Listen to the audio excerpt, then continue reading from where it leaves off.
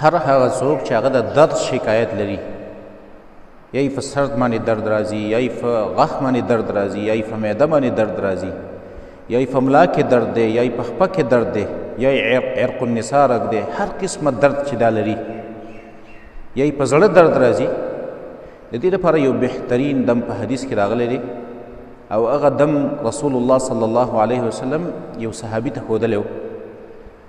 عثمان بن ابي العاص رضی الله تعالی عنه د رسول الله صلی الله علیه وسلم یو صحابي دی. حدیث کې راځي انه شکا الى رسول الله صلی الله علیه وسلم وجعا یجده فی جسده مذ اسلمه.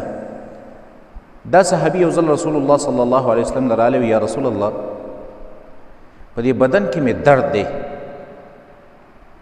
او د کوم وخت نه چې ما اسلام راوړی دی نو بس په هغه وخت باندې د هغه وخت نه په ما باندې دا درد راځي.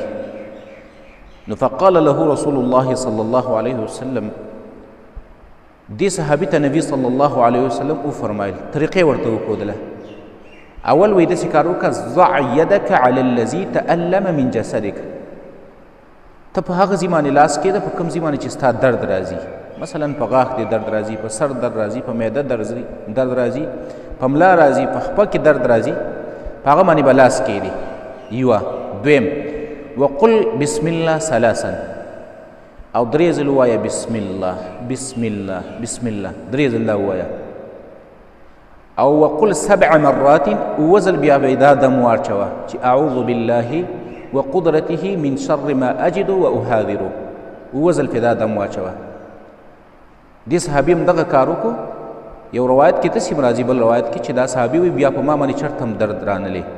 هر هغه څوک چې هغه د درد شکایت لري، په هر ځای باندې د بدن په هر ځای باندې چې د درد شکایت لري، بس خپل لاس دې په هغه درد په ځای باندې کیږدي، که غاښ دی، که سر دی، که معده ده، که ملا ده، که خپه ده، او درې ځل دې دا وایي چې بسم الله بسم الله بسم الله، او اووه ځل دې دا دم واچوي چې اعوذ بالله وقدرته من شر ما اجد واحاذر. ان شاء الله څنګه چې نبی صلی الله علیه وسلم دې صحابي ته دا طریقه ښودلې ده، ان شاء الله الله رب العالمین به دا شکایت او دا درد ختم کړي او د دې نه به مکمل نجات میلاو شي.